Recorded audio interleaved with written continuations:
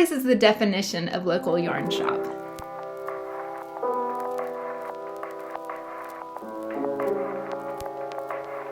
Hey folks, it's Mary, aka MercyTriumphs, and this is my channel, Slow Crochet. I'm not sure what episode we're on this week, but I wanted to go ahead and record because I just got back from a new local yarn shop. This is one that is in the Nashville area, and it only opened in April of 2023. I did drop by this place once before, way back in the day. And when I say back in the day, I mean back in the spring, just to check it out. But that was before I'd started this channel.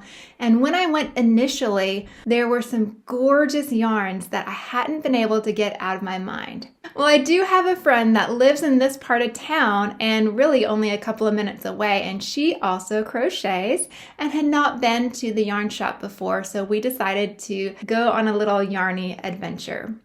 The yarn shop I'm talking about is called Knitting in the Good, and this part of town is called Goodlettsville. Technically, it is a small town, but because it's part of the same county that Nashville is in, it's all kind of part of the greater metro Nashville area. This shop boasts some gorgeous locally hand-dyed yarn. In fact, as I understand it, the proprietor herself dyes the yarn. And I'm going to show you some pictures now of some of the things on offer in that store. Some of the yarns I noticed were brands that I'm quite familiar with. There was Queensland, there was Cascade, there was Plymouth yarns, there's even some Malabrigo and other yarns. I also saw plenty of knitting needles and knitting notions, but they did have a few crochet hooks, specifically in Knitter's Pride and Prim varieties. My friend and I spent quite a bit of time looking at baby yarns, looking at different colorways, looking at different fibers, but by far the most beautiful thing in this store, and the most eye-catching in my opinion, was the back wall of locally hand-dyed yarns. These yarns came in several different weights and several different bases, and I had a hard time picking. My heart was really drawn to several different ones. I love a good olive green. I love a good saturated color, and all of the colors that were on display were rich and vibrant. I was really tempted by the red worsted weight yarn, but in the end, I decided to go with what I came for because I realized even in looking at the red, what I was most drawn to were some of the deeper interplays of colors that were actually in the original that I hoped to pick up. So what did I pick up in my happy little bag? Well, there it is. I picked up one beautiful hank of Knitting in the Goods double cushy hand-dyed yarn, which is hand-dyed in Tennessee. The color here is 89 DCT, but this is a DK weight yarn. It is 80% superwash merino wool, 10% cashmere, and 10% nylon. It is approximately 231 yards or 100 grams, and it calls for a US size 5 to 7 knitting needles and a hook size 7 to 9. It does say hand wash recommended and dry flat. And on here it has the website and the address of Knitting in the Good. So this one is labeled at $29 a hank, and that's what I paid for it. I felt that that was a fair price for a specialty yarn hand-dyed there in town, and that the dyer was actually the person that was selling me the yarn. I thought that was really beautiful. And speaking of beautiful, this honey-colored beauty here. I just love this color. I could not get it out of my head from the first time I saw it. Yeah, it's definitely a goldy brown, but it has little flecks in it as well of maybe some other colors mixed in. I think it's going to work up really, really beautifully.